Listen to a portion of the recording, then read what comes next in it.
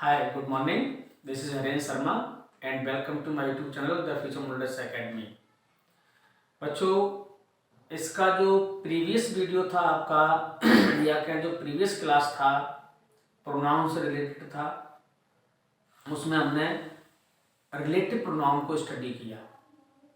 क्योंकि relative pronoun हमारे एक या दो नहीं है, कुछ ज़्यादा हैं, उसके रूल्स भी कुछ ज़्यादा हैं, इसलिए उन सारे रूल्स को, सारे यूज को एक ही वीडियो में सारा सबको कलेक्ट करने के बजाय हमने सोचा क्यों ना आपको अलग अलग करके इनको समझाया जाए जिससे कि वीडियो भी छोटा रहेगा, देखने में भी आपको काफ़ी आसानी होगी और एक एक करके चीज़ें भी आपकी अच्छी तरह से समझ में आ जाएंगी। तो जो इसके पहले वाला वीडियो था, जो लास्ट वीडियो था या लास्ट ना कहें इसको, द प्रीवियस वीडियो जो था, उसमें मैंने आपको relative pronoun who, whom and whose के बारे में बताया।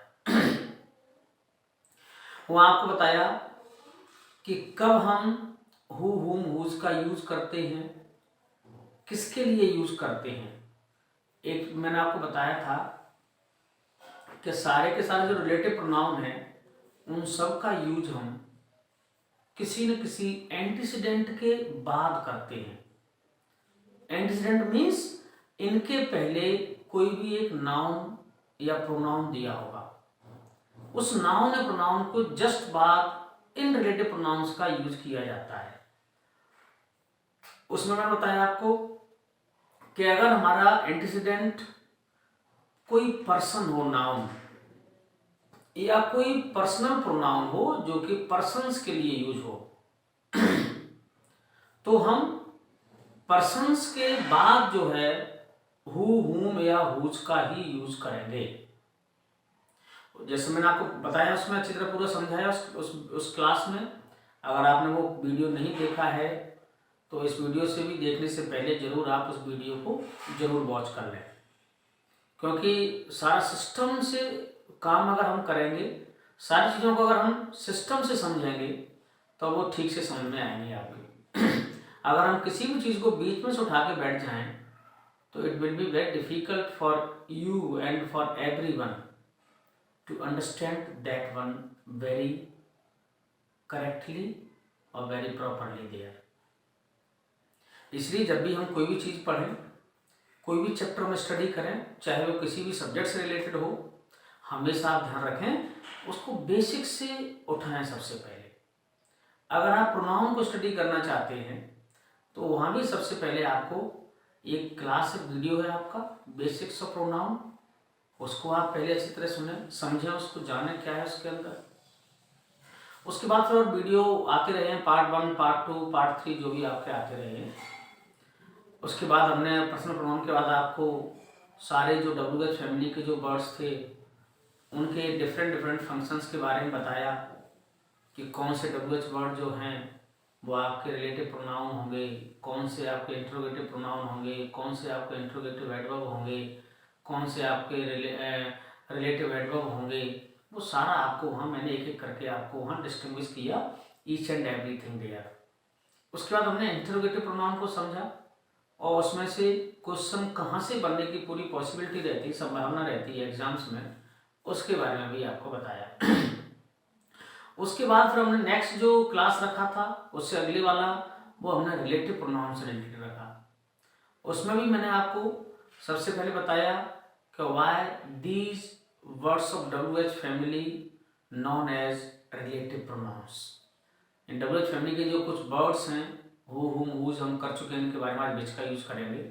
वो किस तरीके से और वो कैसे हमारे रिलेटिव प्रोनाउन कहलाते हैं, वो उन्हें हम क्यों रिलेटिव प्रोनाउन के नाम से जानते हैं, ये सारा हमने इसके प्रीवियस वीडियो में आपको बताया। और हु, हुम, हुज भी बताया कि हु हमारा नॉमिनेटिव केस है, I am to subjective case, whom उसका ऑब्जेक्टिव केस है, हुज उसका पजेसिव केस है। तो कब हम हु का यूज करें, कब हम हुम का यूज करें, कब हम हुज का यूज करें, वो भी प्रीवियस वीडियो में आपको सारा चीज़ें समझाया गया। आई होप आपने वो वीडियो देखा होगा, ना देखा हो तो इसको भी देखने से पहले जरूर उसको एक बार देख लें, सुन लें, समझ लें। ठीक बच्चों, तो आज हम इस क्लास में आपको अगले या कहते हैं एक और रिलेटिव हमारा प्रोनाउन है, वो है आपका विच। इसके बारे में हम स्टडी करेंगे। देखिए, जिस तरीके से हु हुज का यूज हम पर्सन्स के लिए कर रहे थे, इन द सेम वे अगर हम पर्सन्स को हटा दें तो हम विच का यूज जो है नॉन लिविंग थिंग, एनिमल्स के लिए करेंगे। कोई भी ऑब्जेक्ट हो, कोई भी नॉन लिविंग थिंग हो, कोई भी एनिमल हो, उसके लिए हम विच का यूज करेंगे। वहां आपको बताया गया था कि हु का ऑब्जेक्टिव केस हुम, पजेसिव केस हुज, तो क्या विच का भी ऑब्जेक्टिव पजेसिव केस होता है? केस अगर एक प्रोनाउन है तो इसका भी होगा। तो विच का आपका विच हमारा सब्जेक्टिव केस है, इसका ऑब्जेक्टिव केस भी आपका विच ही होता है। हाँ, अगर हम इसके पजेसिव केस की बात करेंगे तो पजेसिव केस हमारा इसका जो है, जैसे पर्सन्स के लिए हमारा हुज था, यहाँ हमारा इसमें ऑफ विच होगा पजेसिव केस। ठीक है ना? तो इसका भी पजेसिव केस है, सब्जेक्ट ऑब्जेक्ट केस आपके इसके दोनों वही रहते हैं। तो अब इनके यूज हम जाने कि किस एंटीसीडेंट के बाद या किस कंडीशंस में, किन कंडीशंस में हम विच का यूज करें। तो आप एक बार ध्यान से सुनिएगा। देखिए, अगर हमारा सेंटेंस में या कहते हैं रिलेटिव प्रोनाउन का एंटीसीडेंट, मैंने बताया था आपको एंटीसीडेंट होता क्या है। अगर कोई नॉन लिविंग थिंग या एनिमल हो तो फिर हम वहां पर विच का यूज करेंगे। कभी भी वहां हम हु हुम हुज के बारे में हम हु हुम हुज को वहां कंसीडर भी नहीं करने वाले, क्योंकि non living thing and animals के लिए हम कभी भी हु हुम हुज का यूज नहीं करते। सिर्फ विच पजेसिव के साथ और विच हो जाता है। जैसे इसका एग्जांपल हम देखते हैं। हमने यहां लिखा this is the book you gave me yesterday. आप ये देखेंगे तो यहां हो सकता है वो कुछ एरर भी दे दें आपको। मान लीजिए उन्होंने हु लगा के दे दिया या हुम लगा के दे दिया, कुछ भी आपको लगा के दे दिया। तो अगर एरर है तो आपको एरर फाइंड आउट करना है। यही देखेंगे आप सबसे पहले। इसमें मान लो आपको रिलेटिव प्रोनाउन हुम आ गया, इसके पहले आने वाला एंटीसीडेंट क्या है? तो यहां हमने देखा इसमें एंटीसीडेंट है द बुक, और the book is a non living thing, non living है। और नॉन लिविंग के लिए हम कभी भी जो है ना तो हु का, ना हुम का, ना हुज का यूज करेंगे। वहां हम सिर्फ जो है विच का यूज करेंगे। अगर पजेसिव केस होगा तो ऑफ विच का यूज कर लेंगे। तो यहाँ हमारा ये हुम इनकरेक्ट है, यहाँ हमारा सही होना चाहिए था विच। अब हम देखें नॉन लिविंग के लिए एंटीसीडेंट नॉन लिविंग है तो हमारा इसमें विच आ गया, और ये यहाँ पर ऑब्जेक्टिव केस में है। ठीक है ना? और देखते हैं मैंने यहां कहा द चेयर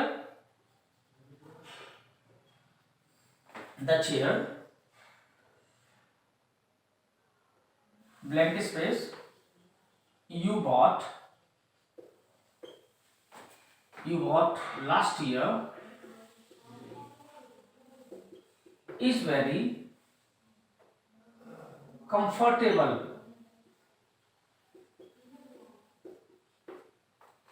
देखिए, यहां हमने देखा, अगर हमें मान लीजिए जब आपके लिए ऑप्शंस आ गए, आपको हु या हुम या आपको विच या आपको वाट, कोई भी चार आपको रिलेटिव प्रोनाउन आ जाए, तो उनमें से अगर आपको यहाँ यूज करना है तो आप देखेंगे हम सबसे पहले क्या करेंगे, हम इसके एंटीसीडेंट को देखेंगे क्या है। तो हमने देखा एंटीसीडेंट है यहाँ पर चेयर, और चेयर एक नॉन लिविंग है। इट मीन्स हमारा हु हुम तो बिल्कुल आउट है। वाट का यूज हम आगे करेंगे, फिर भी यहाँ बता देता हूँ। वाट का यूज हम तब करेंगे जब सेंटेंस में या कहते हैं वाट के पहले उसका कोई भी एंटीसीडेंट नहीं होता, यानी what is used without an antecedent. अगर एंटीसीडेंट कोई नहीं है तो हम व्हाट का यूज करेंगे। अगर कोई भी हमें एंटीसीडेंट मिल रहा है, चाहे वो एंटीसीडेंट पर्सन हो, नॉन लिविंग थिंग हो, एनिमल हो, कोई भी हो, तो उसको हम देख करके उसके हिसाब से जो भी यूज होगा अकॉर्डिंग टू दैट हम उसका यूज करेंगे। ठीक है ना? तो अगर हमारा यहाँ चेयर नॉन लिविंग है तो इसके लिए हु नहीं होगा, हुम दोनों आउट, वाट भी होना है क्योंकि एंटीसीडेंट है, तो बच गया हमारे पास विच, और नॉन लिविंग के लिए हम विच का यूज करते हैं तो हमने यहाँ पर ये विच का यूज कर दिया। ठीक है ना। तो इस तरीके से अगर कोई नॉन लिविंग थिंग या एनिमल हम और देखते हैं,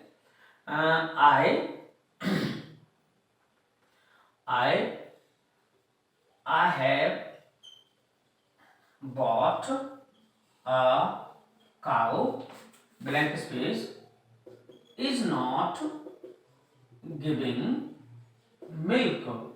मैंने एक गाय खरीदी है जो दूध नहीं दे रही है।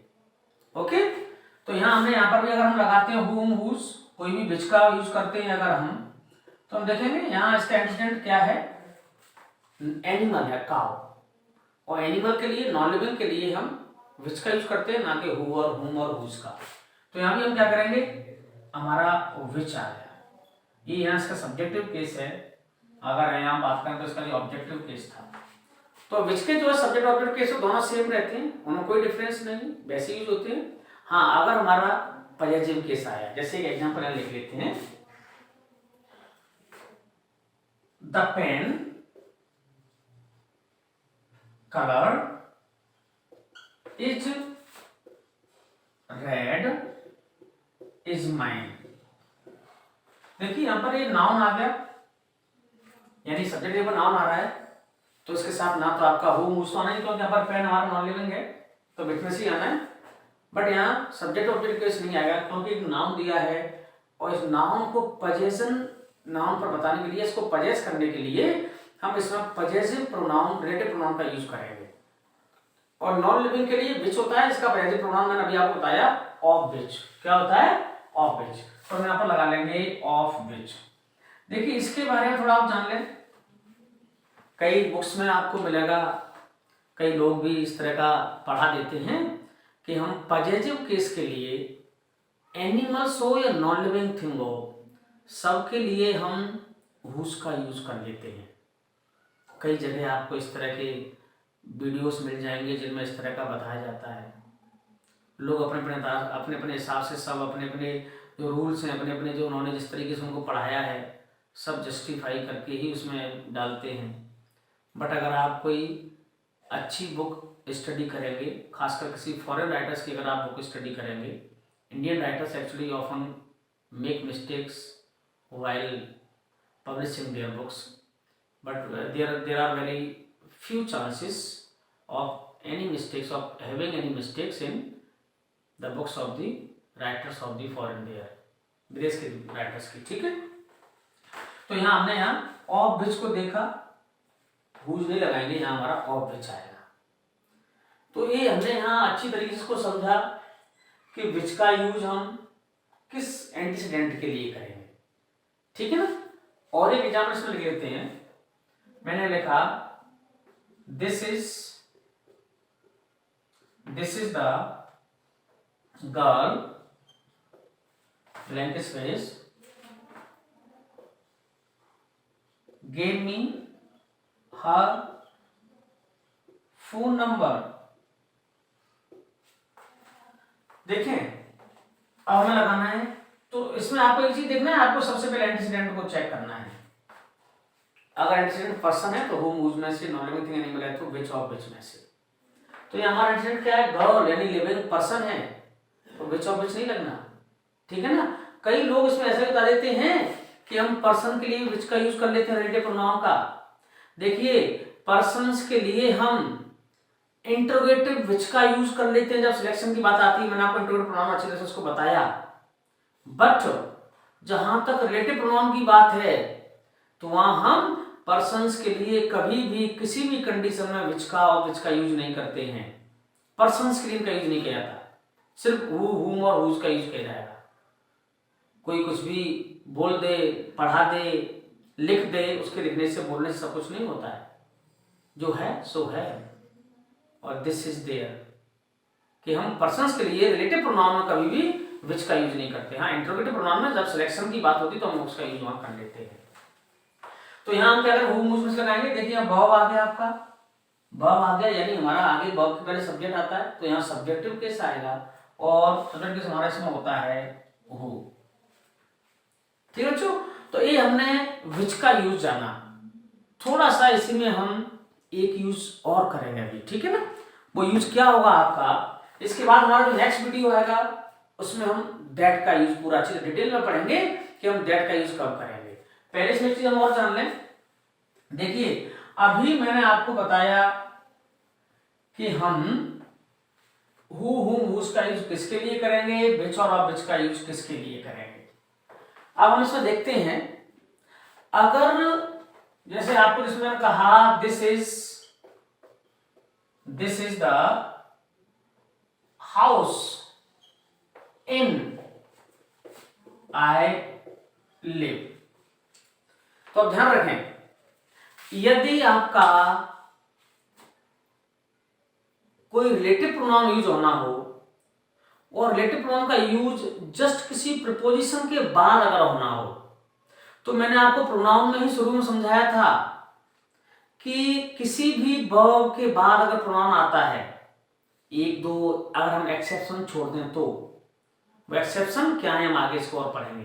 तो अब हमने पढ़ा भी है कुछ उसमें, जैसे बी वर्ब के बाद सब्जेक्टिव केस आ जाता है, लेकिन यहां हम देखेंगे कि अगर किसी भी प्रीपोजिशन के बाद अगर प्रोनाउन आता है या किसी भी वर्ब के बाद अगर प्रोनाउन का यूज होता है तो वो हमारा हमेशा ऑब्जेक्टिव केस में होता है, ना कि सब्जेक्टिव केस में, ठीक है ना।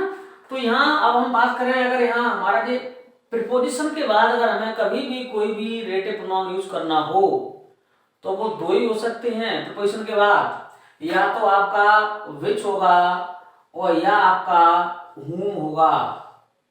कब whom कब विच लगाएंगे, तो आप देखेंगे अगर हमारा एंटीसीडेंट कोई पर्सन है और प्रीपोजिशन आ रहा है और उसका हमें रिलेटिव प्रोनाउन भरना है या यूज करना है या दिया हुआ एरर में है, तो आप देखेंगे प्रीपोजिशन के बाद हमेशा ऑब्जेक्टिव केस आएगा, और पर्सन्स के लिए हम सब्जेक्टिव केस हु लगाते हैं और ऑब्जेक्टिव केस हम जो है whom का यूज करते हैं।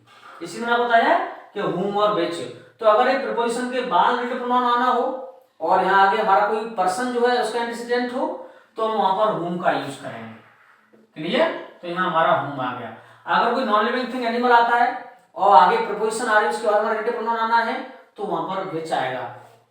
आप सोच रहे हो सर which तो सब्जेक्टिव केस होता है, मैंने आपको पहले बता दिया है कि हमारा which सब्जेक्टिव केस भी होता है और which का ऑब्जेक्टिव केस भी which ही होता है। इसीलिए इसका जब इसके प्रीपोजिशन के बाद आएगा तो हमारा ये which हमारा ऑब्जेक्टिव केस होगा, क्योंकि प्रीपोजिशन के बाद कभी भी हमारा कोई भी प्रोनाउन हमारा सब्जेक्टिव केस में यानी कि नॉमिनेटिव केस में यूज नहीं होता है। जैसे मैंने यहाँ पर लिखा, तो जो सॉरी यहाँ थोड़ा जो गलत हो गया, हाउस है नॉन लिविंग है तो whom नहीं आएगा आपका यहाँ, ये आपका यहाँ पर इन which आ जाएगा। और लिख लेते हैं दिस इज द बॉय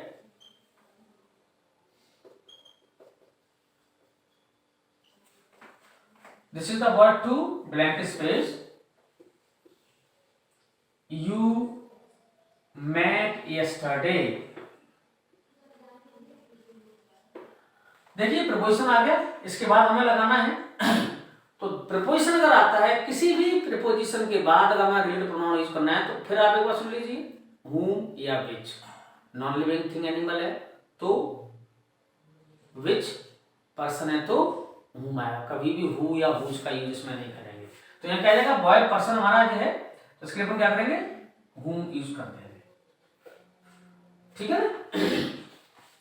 लेकिन यहाँ एक कंडीशन और भी है, अगर हमें प्रीपोजिशन के किसी भी प्रीपोजिशन के बाद अगर हमें कोई रिलेटिव प्रोनाउन यूज करना है या कहते हैं रिलेटिव प्रोनाउन से पहले अगर कोई प्रीपोजिशन दिया है तो वहां whom या which ही आएगा, इसके अलावा और कोई रिलेटिव प्रोनाउन नहीं आएगा। लेकिन क्योंकि ऑब्जेक्टिव केस है, लेकिन अगर हमारा ये प्रीपोजिशन सेंटेंस के लास्ट में अगर आ जाता है तो फिर हम वहां पर ना तो whom लगाएंगे ना which लगाएंगे, फिर हम वहां that का यूज करेंगे। that के बाकी यूजेस भी आएंगे, उन that के बाकी यूजेस को हम जो है आगे पढ़ेंगे, नेक्स्ट वीडियो उसी का आएगा आपका। लेकिन फिर भी यहाँ इसके बारे में थोड़ा बता देते हैं। देखिए यहाँ ये प्रीपोजिशन के बाद आ रहे हैं इसलिए हमारा ऑब्जेक्टिव केस which हो गया whom हो गया। अगर ये प्रीपोजिशन हमारा लास्ट में आ जाए तो फिर हम उसमें that लगाएंगे। जैसे हमने ये लिखा this is the house, blank space I live in. अब देखिए आपका प्रीपोजिशन जो है सबसे लास्ट में आ गया, और जब सेंटेंस के लास्ट में और कोई प्रीपोजिशन आपका आता है तो वहां आप दैट यूज करें, चाहे वो पर्सन हो, चाहे नॉन लिविंग थिंग हो, चाहे वो एनिमल हो। You don't have to consider anything else there, ठीक है ना। तो यहाँ क्या आ जाएगा आपका दैट आ जाएगा। ये आपका नॉन लिविंग थिंग है तब भी दैट आ गया, अगर पर्सन होगा तब भी आपका दैट ही आएगा, ठीक है। जैसे स्मॉल ले लेते हैं हम यहाँ पर,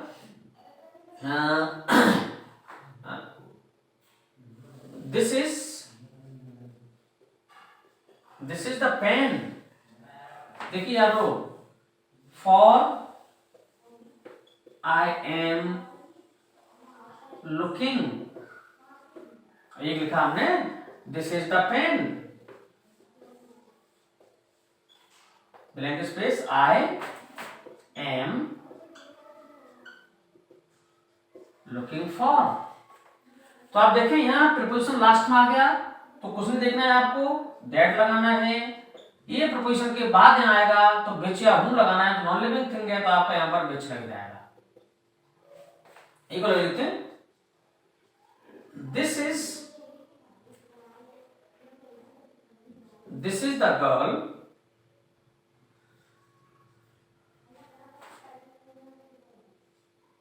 to blank space you were talking, और एक आपका आ गया, this is the girl blank space you were talking to। देखिए मैंने आपको बताया प्रीपोजिशन लास्ट में आता है हर कंडीशन में दैट, अगर प्रीपोजिशन के बाद इंसिडेंट हमारा प्रीपोजिशन के बाद हमारा रिलेटिव प्रोनाउन आना है तो whom या which। तो यहाँ हमारा देखिए पर्सन है तो whom में से आएगा, लेकिन प्रीपोजिशन आ गया, ऑब्जेक्टिव कैसे आएगा, whom आ गया। ये हमारा ये भी पर्सन है तो whom हो जाना चाहिए, लेकिन क्योंकि इसके लास्ट में आपका प्रीपोजिशन आ रहा है तो हमारा यहाँ आ जाएगा दैट, ठीक है ना। तो ये आप इसका भी रूल ध्यान रखें अच्छी तरीके से कि अगर किसी प्रीपोजिशन के बाद हमें रिलेटिव प्रोनाउन यूज करना हो तो हम वहां whom या which का यूज करेंगे। कब क्या करेंगे, अभी जस्ट मैंने आपको बताया। अगर सेंटेंस के लास्ट में प्रीपोजिशन यूज हो जाता है तो वहां ना तो हम whom लगाएंगे ना which लगाएंगे, फिर चाहे पर्सन हो, नॉन लिविंग थिंग हो, एनिमल हो, कोई भी हो, सब के लिए हम एक ही यूज करेंगे और वो आपका होगा that. Is it clear? So that's all in this class. Thank you for being with me, and be careful while studying. Be attentive. Okay? Thank you once again.